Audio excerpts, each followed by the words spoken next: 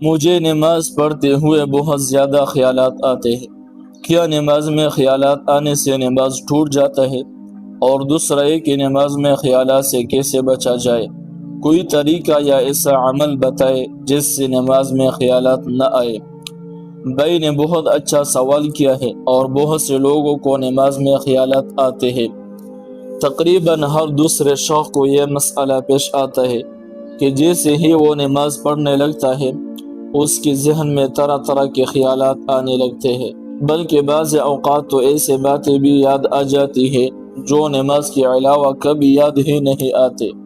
نماز میں خیالات آنا کیسا ہے اور ان سے بچنے کا طریقہ کیا ہے، جو نبی کریم صلی اللہ علیہ وسلم نے بتایا ہے، اور اگر نماز میں خیالات آئے تو کیا اس سے نماز فاسد ہو جاتی ہے؟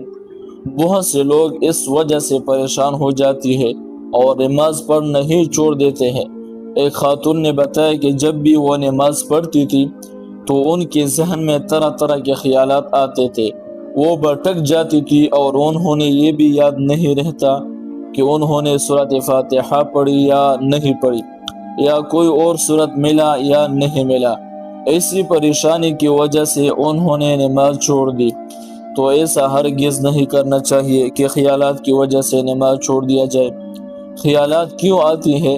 ایک حدیث مسلم شریف میں حضرت ابو ہریرہ رضی اللہ عنہ سے روایت ہے کہ صحابہ کرام نبی کریم صلی اللہ علیہ وسلم کے پاس آئے اور عرض کیا، یا رسول اللہ، ہمارے دلوں میں ایسے وسوسے آتے ہیں جنہوں نے ہم زبان پر لانا بھی پسند نہیں کرتے۔ تو نبی کریم صلی اللہ علیہ وسلم نے فرمایا، کیا واقعی تمہیں ایسے خیالات آتے ہیں؟ صحابہ نے عرض کیا، جی ہاں۔ تو آپ صلی اللہ علیہ وسلم نے فرمایا، یہی تو ایمان ہے، یعنی ایسے خیالات آنا اور ان کو ناپسند کرنا ایمان کی علامت ہے۔ شیطان کا کردار، شیطان کا کام ہی وسوسہ ڈالنا ہے اور انسان کو نماز میں بھٹکنا ہے۔ مسئلہ یہ نہیں کہ خیالات کیوں آتے ہیں، بلکہ اصل مسئلہ یہ ہے کہ ہم ان میں کھو جاتے ہیں۔ علاج اور طریقہ، ایک حدیث میں آتا ہے کہ ایک صحابی نے شکایت کی کہ شیطان میرے نماز اور قرات کے درمیان حائل ہو جاتا ہے۔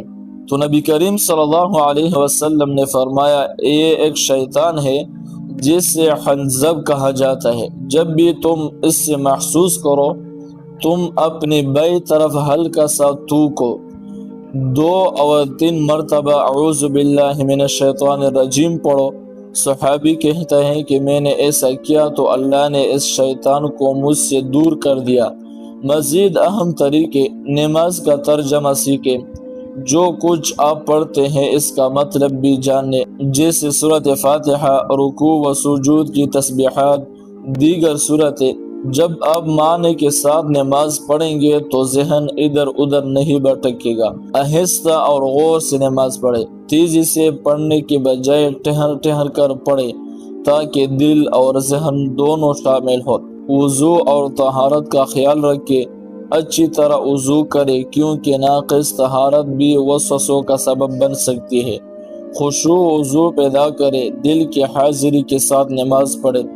اہم بات، اگر نماز میں خیالات آئے تو نماز نہیں ٹوٹتی، یہ ایک عام انسانی کمزوری ہے۔ اس پر پریشان ہو کر نماز چھوڑنا بالکل غلط ہے۔ اللہ تعالی ہم سب کو خشوع وضو کے ساتھ نماز پڑھنے کی توفیق عطا فرما، آمین۔